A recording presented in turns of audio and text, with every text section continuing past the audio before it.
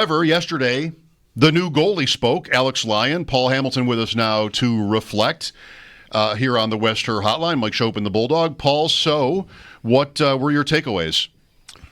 Well, when he was investigating, he actually knows two goaltenders that have played with the Sabres. Way back when he first started with Lehigh Valley, he was with Dustin Tokarski. And then with the Red Wings very recently, he was with James Reimer. So he wanted to talk to both. And I remember James Reimer last year really liked playing in Buffalo. He liked his teammates. He liked the team. And, you know, he hasn't signed anyone. He hasn't officially retired, but I kind of maybe get the impression that maybe he is retired since he was like, you know, telling Alex Lyon, if you want to go to Buffalo, fine. I'm not going because it doesn't sound like he's playing anymore. So, and he was very undecided, you know, at the end of the year. So, both had glowing recommendations of Buffalo, and he said that was one of the biggest reasons why he went, because he trusted both those guys, especially James Reimer, in their evaluation and the opportunity he might get here. And that opportunity should be backing up UPL, you think, Paul? I mean, I suppose there's a scenario where Devin Levi comes in and is undeniable or something, and they've got to make maybe some tough decisions. I don't know, maybe even risk exposing Lyon to waivers like they did with Reimer last year at the beginning of the year, and eventually lost him and then reclaimed him and got him back. But I would expect that this guy looks like a good understudy, but also leader for young goalies, right? Yeah, absolutely. And he said early in his career he wasn't that guy. You know, he was kind of against the other guy. He was in competition against him. And he said that was the wrong way to be. And he said he's complete opposite of that now. He said goalies have to support goalies. And he said whether you're the starter, whether you're the backup, whatever it is, you got to go out there and do your best. You got to compete with each other, but yet you have to support each other too. And he said that's just something he needed to learn along the way, and probably one of the reasons why, as he talked about, that you know he really didn't get chances to play the last couple of years. I mean, his season high was 15 games in the NHL, which was with Florida, and the only reason that was is because he got red hot right at the end of the year. Remember, he was rode them right to the playoffs, right?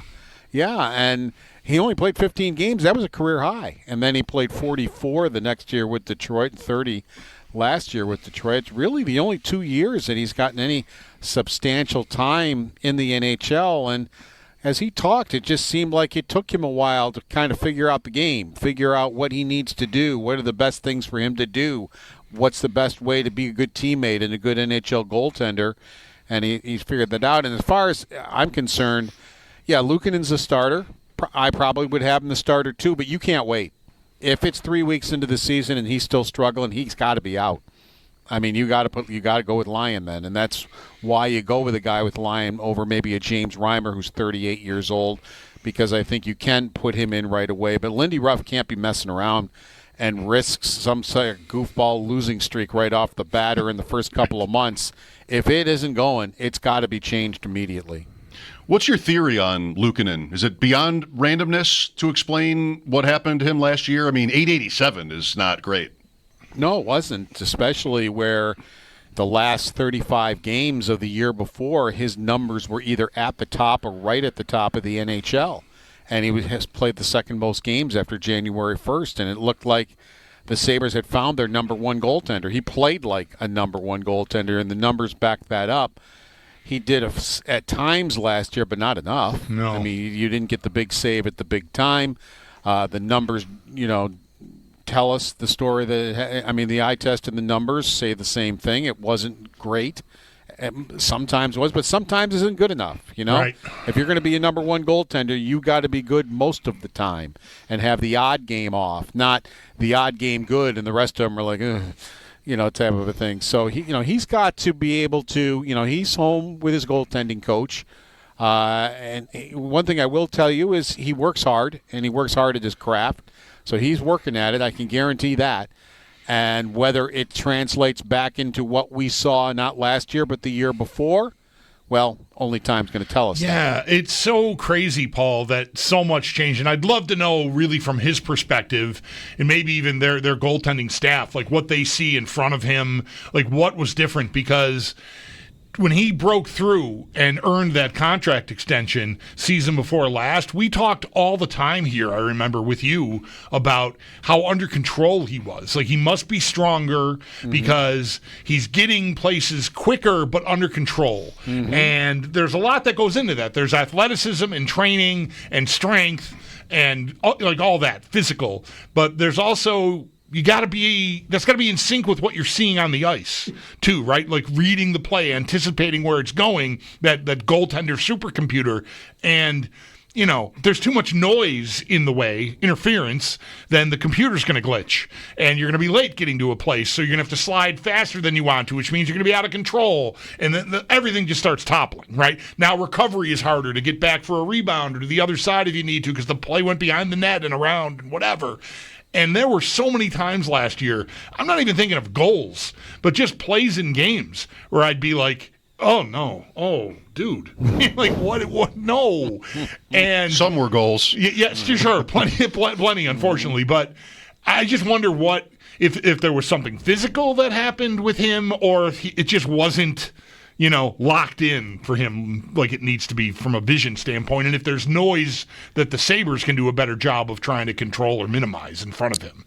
Bulldog, you must have been listening when I was on with your son, because I asked him some of these questions. Okay. He said a lot of what you were just saying when we were on together. Yeah. Well, we do share a roof. But it's true. I mean, obviously. Yeah, I watch a lot of games with him. We talked about Luukkonen almost every night we were watching a game if he was playing. Like, what's going on there? So, yeah. And your son's now a coach of goaltenders, so, I mean, he knows what he's talking about. He's been doing it for quite a long period of time. So, just exactly what you're saying. And that was the thing, especially as the season got later, it's like there he was flying by the net again. And it's like, I thought you got rid of that. Yeah. I thought you were past that, where, you all of a sudden you overplay it and you're totally past the net by when the play happens. And it's something he worked on and got better at, but he slid back into it again. So, again, that's something I'm sure that he's working on right now this summer. I wonder how much teams sort of altered, found something, right? It seems like they're studying everybody, right? They're studying these goalies. And I wonder if there was something different about the way, like they found a thing that they could exploit. And once the Sabres realized it and Luukkonen realized it, you're trying to adjust on the fly. And again, the whole thing it's very intricate. So it doesn't take a lot to disrupt it. And I just would love to know like how those counteractions are taking place and shaping up. If indeed I'm right. I mean, I'm just speculating here from what I saw, largely on definitely. TV. But. And I'm sure his goaltending coach in Finland saw it too. And that's one of the things, they're working on. And, and it's going to be very interesting because, as I had said the whole off season, they can't, I know they say they can and they're confident in it, but I just didn't, you can't go into the season with Luukkonen and Levi. You just can't. It's too much hope, and you can't go into the season with hope. And they didn't. They went and signed Lyon. I think it's a good signing because you can turn to him.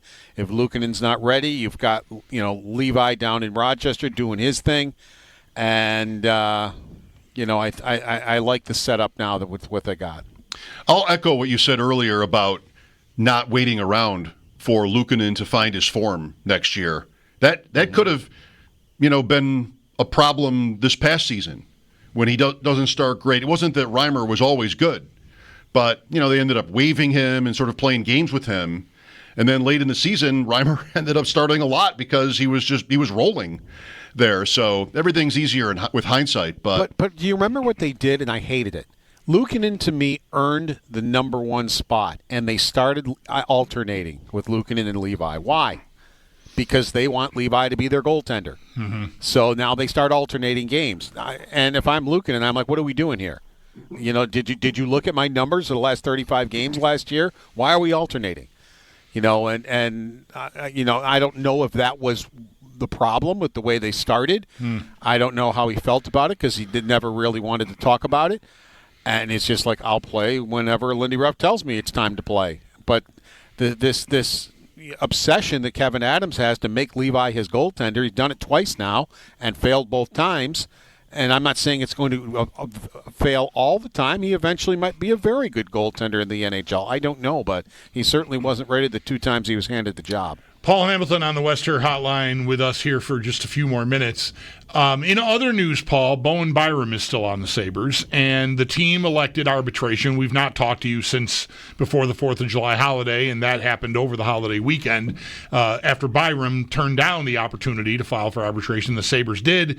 So I think fans probably have some idea what that means. It's been said a lot and written a lot. Mm-hmm. He's no longer available for an offer sheet. I'm curious if you think the Sabres, I don't know, did they talked about saving the money in case of an offer sheet, but they, to an extent, ended up, well, largely, entirely, controlling whether he could get an offer sheet by taking this action. So I'm sort of wondering why save the money. But nonetheless. Well, they're not Kreskin. I mean, they didn't know that there wasn't going to. I mean, they were prepared for an offer sheet, and there were people who thought that the Sabres were going to get one, and it didn't. So they were ready for it. In other words, so we'll see how this boils out. I mean, I have no opinion on it right now. I mean, I think they did a good. I mean, no opinion on the whole thing. I think they did what they should have done by taking him to arbitration. It took offer sheets off the table, and now, even when you're making a trade, you will have, a financial idea now of what you're up against. If you're going to trade for Bo Byram, is it going to be a 1-year contract? What's the amount? Is it going to be a 2-year contract? What's the amount? And that's his decision now. He and his agent can decide if it's going to be 1 or 2 years, but at least you'll have financial certainty with what you're dealing with, whether it's a trade market. And, I know a lot of people are already with the wisecracks, well, what is $13 million? Well, let's find out what if he signs, he's going to take part of that $13 million, maybe $6 million of it. Who knows? Right. Or whatever. Or if he's traded. Well, theoretically, you're going to get 1 or 2 players back who are going to take part of that.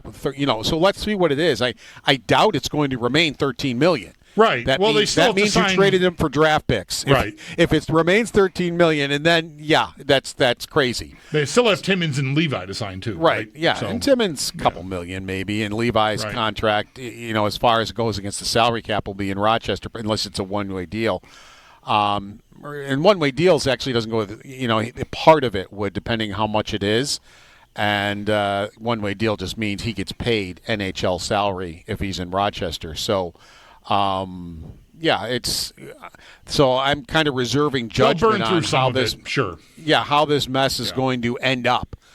There's so many ways it can end up that it's just like, okay, let's find out how they do this, and let's see what the final result is. Then let's figure out if it was a huge mistake or not. But as far as taking him to arbitration, I think that was the right thing to do. It took the offer sheet off the table, and now he may wind up playing here another year or two. I don't see the harm in that actually, unless you wind up getting him for nothing. Now you can, if he elects a 2-year contract, you can elect to negotiate after the first year, like we are with Tuck right now, or you could trade him. And the other team could elect to negotiate, that last year to a long-term contract. So it's not like if he elects 2 years, he's going into free agency unrestricted. There are ways you can stop that if he agrees to terms. So, or trade him and is at the trade deadline and get something for him if somebody wants him as a rental. Right. And you can still trade him now, of course, and a team, just like the Sabres can sign him to an 8-year contract extension if they want before this arbitration hearing. There's room to do that. Well, the Sabres would have to do that. I think it's a 7-year. Oh, because it's the acquiring team doesn't have that. But they can do that. But the Sabres could actually make the contract sign and then trade him. Yeah. Right. This arbitration is the worst, isn't it? Like, that's where the Sabres will stand up and say all the things about Byram that they don't like. After they've sat here for how long, and I don't think they're lying. I think they love Bo Byram as a player. I don't think they're lying with that. But then you got to go to arbitration and say you don't love him as a player. Right.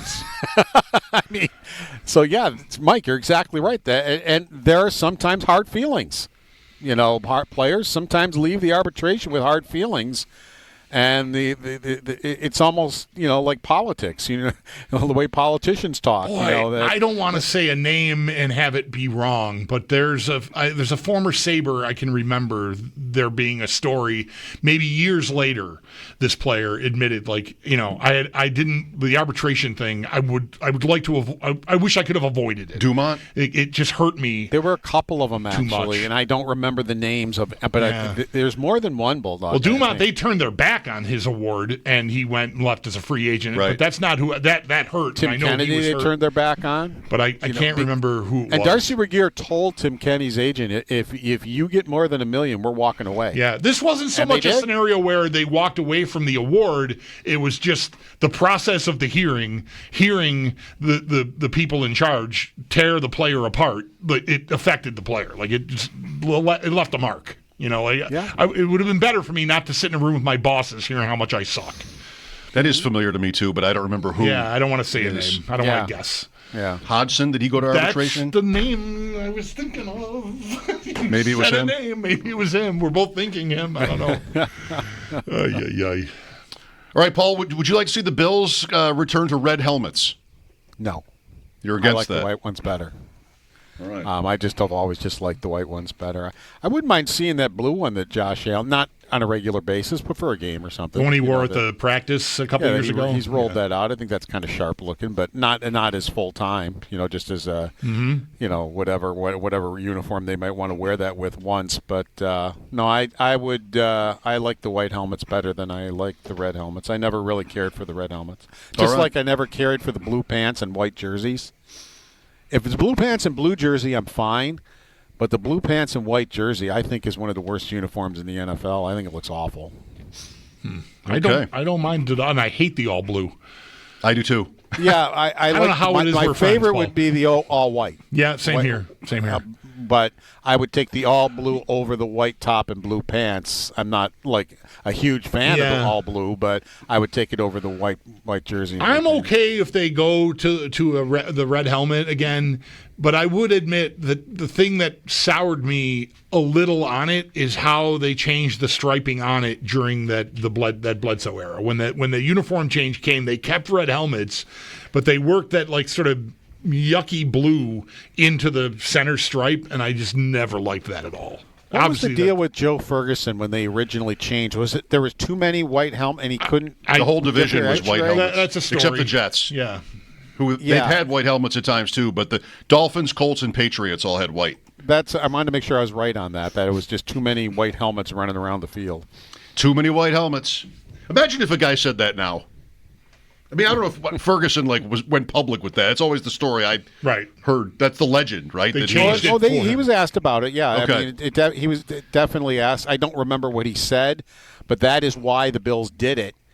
I just wanted to make sure I was right on that before I said that as fact. But that's why they did it. What if Tua would say that now? Right. Hey, we need different helmets. I'm struggling with the white helmets and all these division games. I'd like to see that. It would just go over so badly. Right. All right. Thank you, Paul. Take care, guys. All right, it's our Paul Hamilton on the Western Hotline. His appearance